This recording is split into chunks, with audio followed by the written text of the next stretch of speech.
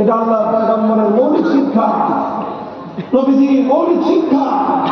জুলুম হবে, ইমানদার চুপ করে থাকবে, সেই ইমানদার কামেল ইমানদার হতে পারে না।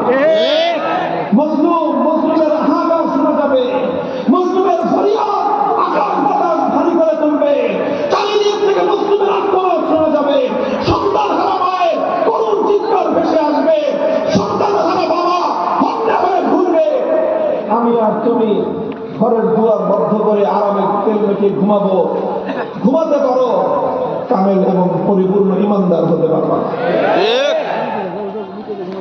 মুহতারাম হাজিরিন, এজন্য আমি বলতেছিলাম যে এই যে তরুণ ছাত্র জনতা, তারা তাদের এই সকল পাশ্চাত্য ইসলাম বিদ্বেষীদের তৈরি করা তাদের যে ক্লাসিফিকেশন, তাদের যে এই যে বিভক্তির যে রেখা, এই রেখা ভেঙে দিয়ে সব যে একাকার হয়ে যায়, প্রয়োজনের সময় এই চেতনা ধীরে ধীরে বাড়তেছে এবং এটাকে আরো বাড়াতে হবে, এটাকে আরো বাড়াতে হবে। আমি কলেজ ইউনিভার্সিটির ছাত্রদেরকে বিশেষভাবে আমি তোমাদেরকে অনুরোধ করব যে তোমরা কলেজে পড়াশোনা করতেছো, কোনো ভালো করে পড়াশোনা করো বাবা। আমরা তোমাদেরকে নিজেদের সন্তান মনে করি, নিজের ভাইয়ের সন্তান মনে করি না, নিজের সন্তান মনে করি। তোমরা পড়াশোনা করো, তবে আমাদের একটা কথা মনে রেখো, তোমার বন্ধু সার্কেলের মধ্যে 2-4টা মাতৃকা ছাত্রদের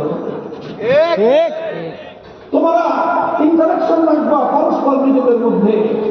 তাহলে তুমি যেই জ্ঞানটা পাচ্ছ, জাগতিক যেই জ্ঞান, সেই জ্ঞানটা তোমার মাদ্রাসার ছাত্রদের বন্ধুত্বের মাধ্যমে তোমার সেই জ্ঞানের মধ্যে ওই সেই জ্ঞানের নূর এবং আলো তৈরি হবে।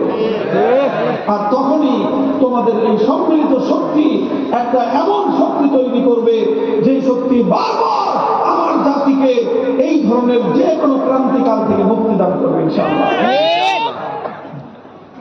মাদ্রাসার ছাত্র যারা আছে,